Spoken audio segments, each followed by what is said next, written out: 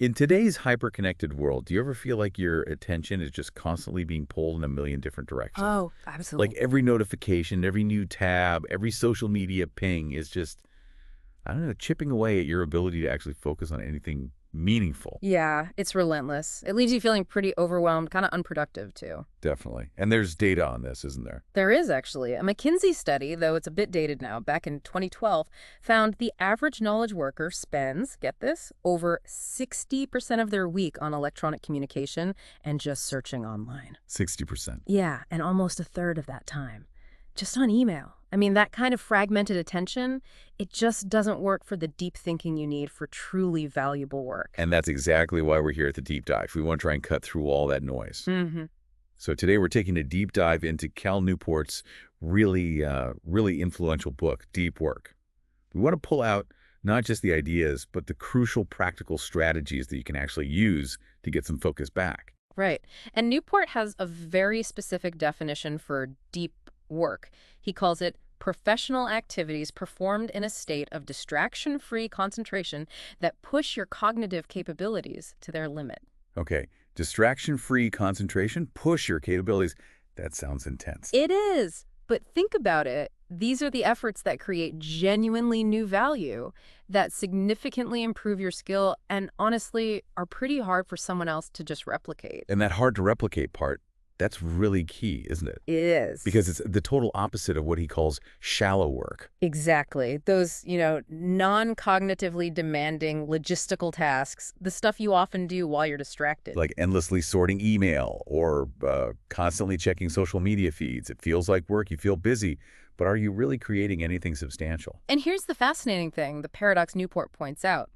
While that shallow work is everywhere, everyone's doing it all the time, deep work is becoming rarer. And because it's rarer, it's becoming incredibly valuable in our economy. So this actually creates a huge opportunity for anyone who can cultivate the ability to work deeply. Like some historical thinkers knew this intuitively, right? Yeah. You mentioned Carl Jung. Yeah, Carl Jung built this isolated stone retreat. He called it the Tower, purely for focused thinking and writing, no electricity, very basic. He needed that separation. Or, more recently, Bill Gates and his famous Think Weeks. Right. He just disappear twice a year, often to a cabin, just to read papers and books and think big thoughts. And that famous internet tidal wave memo from '95, the one that basically pivoted Microsoft's entire strategy, that came out of a Think Week. Exactly. That's the kind of impact we're talking about. The potential is massive. So our mission today is really practical.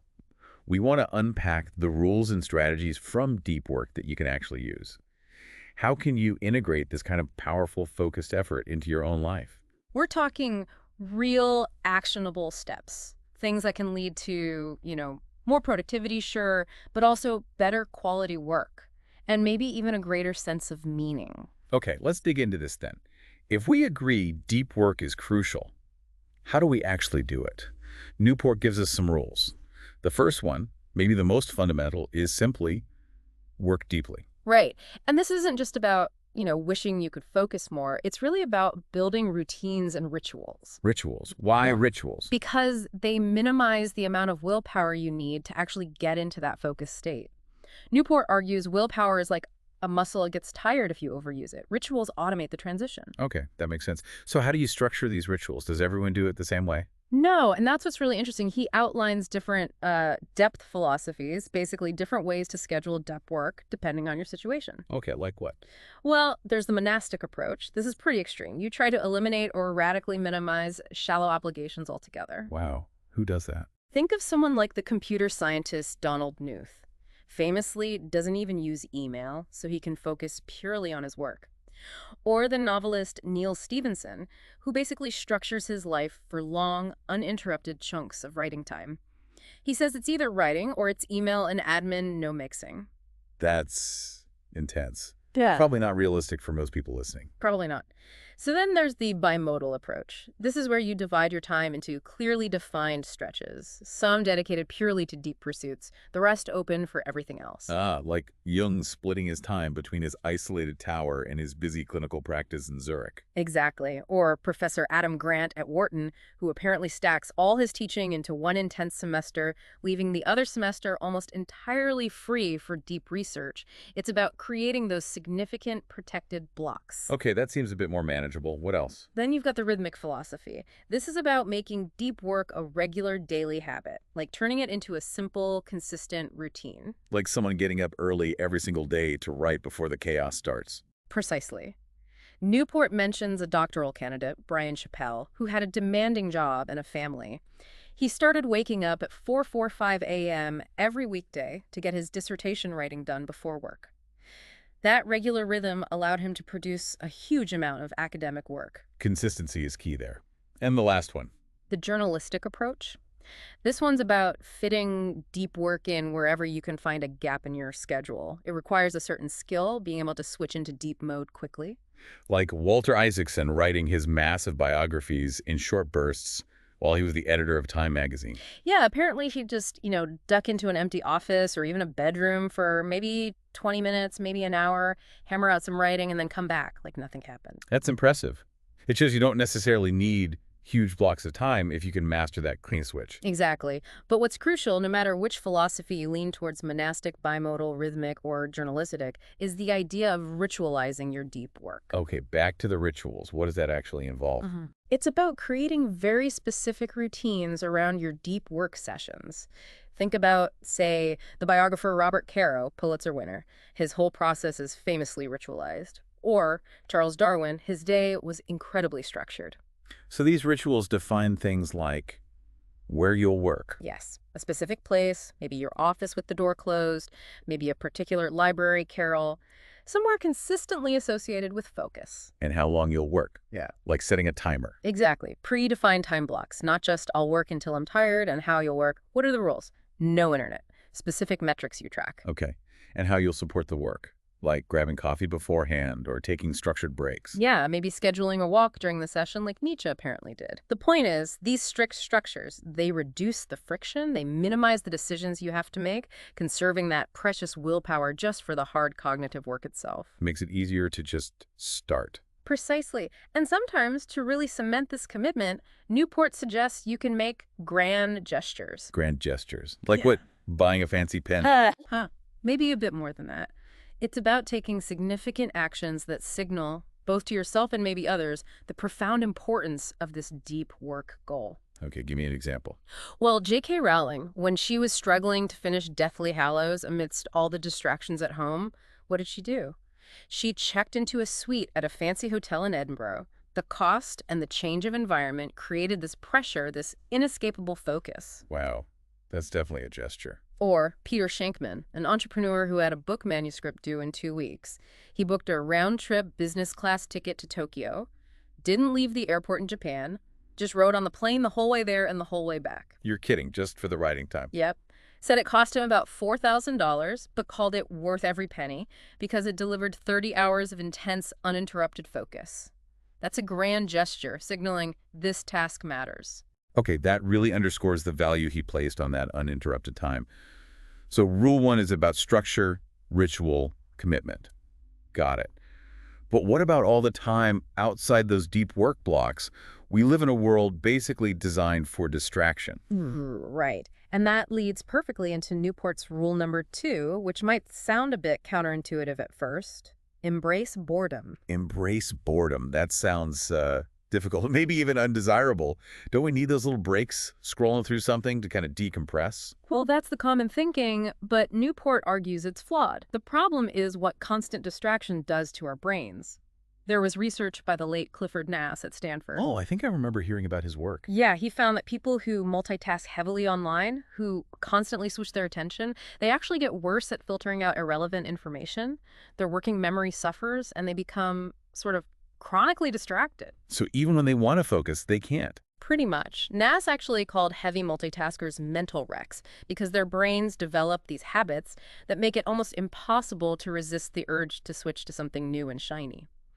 You're essentially training your brain for distraction. Okay, that's concerning. So how does embracing boredom fix that? The strategy is kind of flipped on its head.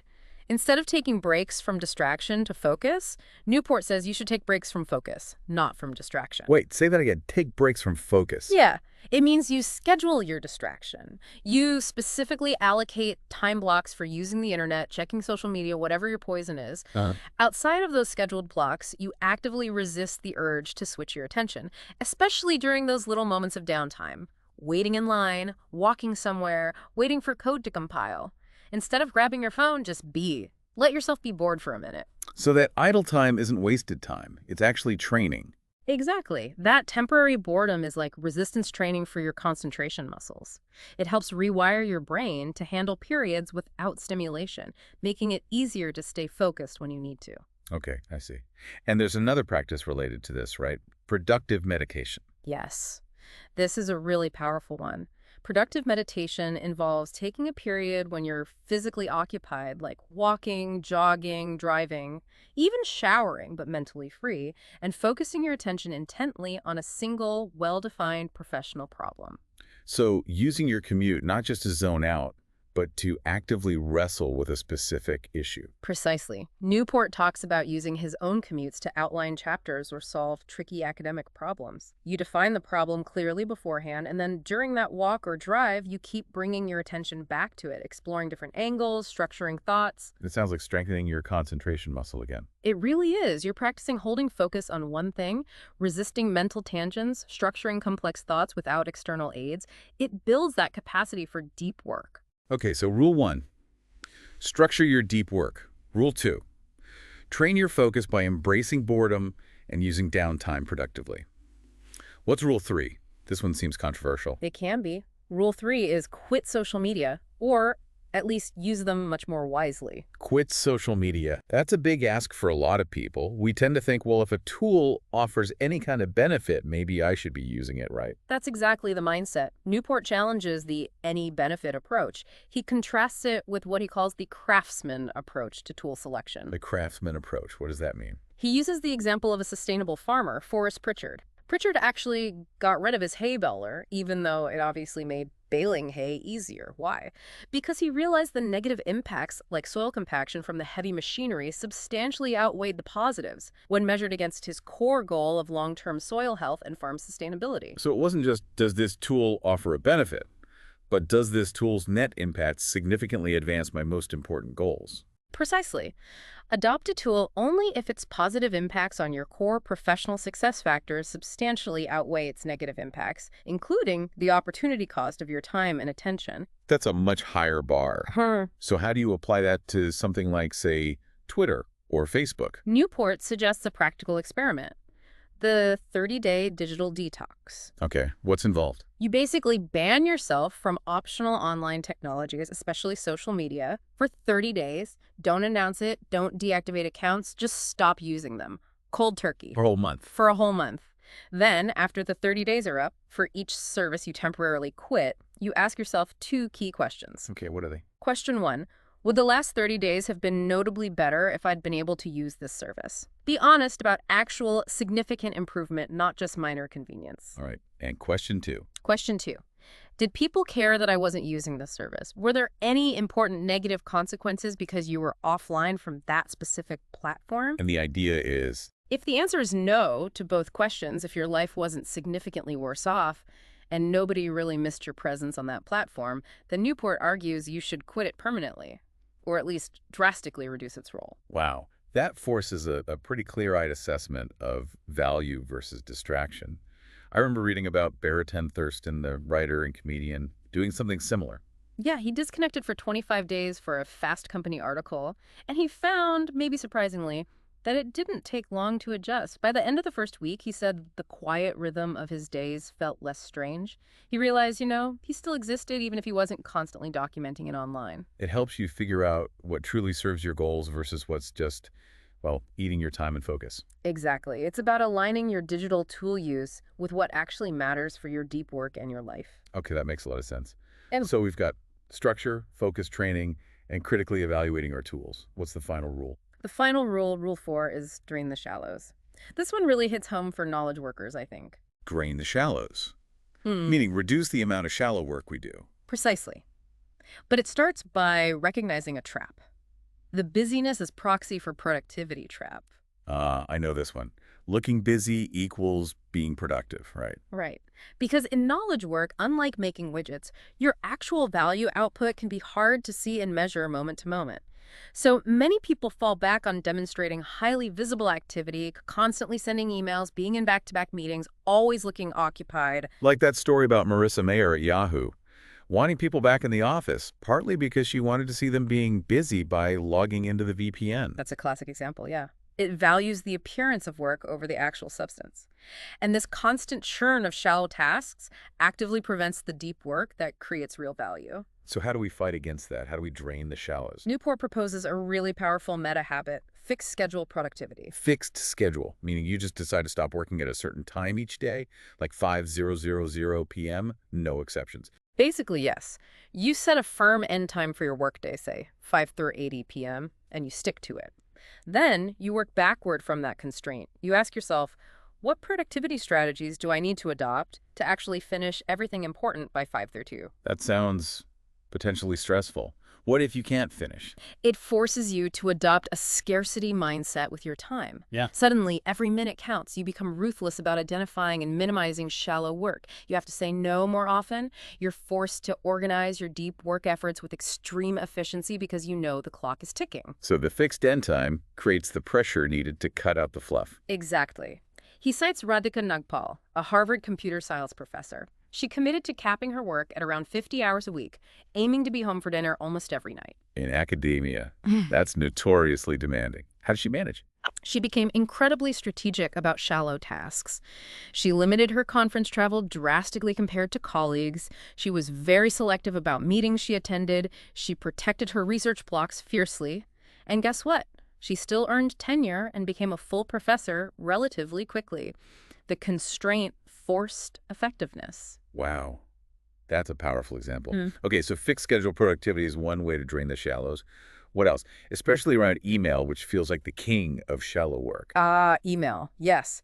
Newport argues we need to become hard to reach, strategically speaking, and manage email much more intentionally. He offers a few tactics. Okay, let's hear them. First, make senders do more work. Don't just put your email address out there everywhere. If you have a website, maybe use a contact form with specific fields, or if appropriate, use what he calls sender filters, basically, instructions that require the sender to justify why you should reply or to do some initial legwork themselves. So you're putting up a small barrier to entry for casual or poorly thought out emails. Exactly. Reduce the incoming volume of low-value messages. Second, when you are sending or replying, do more work. Wait, I thought we wanted to spend less time on email. It sounds counterintuitive, but the idea is to invest a bit more effort up front to craft comprehensive process-centric emails. Instead of quick, fragmented back and forths, write a reply that clearly outlines the problem, the proposed solution, the next steps, who's responsible for what. Aim to resolve the issue or move the project forward significantly in one message, reducing the total number of emails needed overall. Okay. So spend more time on one good email to avoid 10 quick, useless ones later. That makes sense. Precisely. It makes communication more efficient in the long run. And the third tactic, this one sounds a bit harsh. It can feel that way. The third tactic is simply don't respond. Just ignore emails. If an email is ambiguous, if it doesn't make a convincing case for your attention, if it doesn't suggest a clear next step, or if it doesn't respect your time by making it easy for you to reply meaningfully, Newport argues you often shouldn't respond. Oof, that takes some guts. It does, but the idea is that responding to every low-quality email just encourages more low-quality email. By being selective, you reduce the overall volume and perhaps train people to be more thoughtful when they do email you. It's about reclaiming control over your inbox, not letting it dictate your day. Right. Taking back control seems to be a running theme here. Yeah. So we've covered the 4 rules. Work deeply with rituals, embrace boredom to train focus, quit or curate your tools like a craftsman, and drain the shallows by fixing your schedule and managing email. What does this all mean for you, our listener, at the end of the day? Well, embracing deep work, it definitely requires effort. It means changing habits, pushing back against defaults, but the potential payoff is huge. It can genuinely transform your professional life. It's not just about doing more work, is it? Not at all. It's about doing better work. producing things of significantly higher value, things that are harder to replicate, and finding potentially a much deeper sense of meaning and satisfaction in what you do. Yeah, Newport really emphasizes that feeling of accomplishment that comes from deep effort. Absolutely. This deep dive into deep work, it's really a call to action, a call to leave the sort of distracted masses scrolling through the shallows and join the focused few who are creating real value. It's the kind of focus that allowed Bill Gates to see the internet wave coming and pivot a whole company. It's what allows academics like Radhika Nagpal to excel despite limiting her hours. It generates a professional life that's not just productive, but rich with meaning. Newport really believes and argues convincingly that a deep life is a good life. So maybe the final thought for everyone listening is this. What truly important thing could you achieve? What contribution could you make if you really committed to cultivating your ability to go deep? Instead of just drifting along in the shallows, how much value, how much potential are you leaving on the table right now simply by not protecting your time and your attention more fiercely? Something to really think about. It's a challenge, but the rewards seem immense.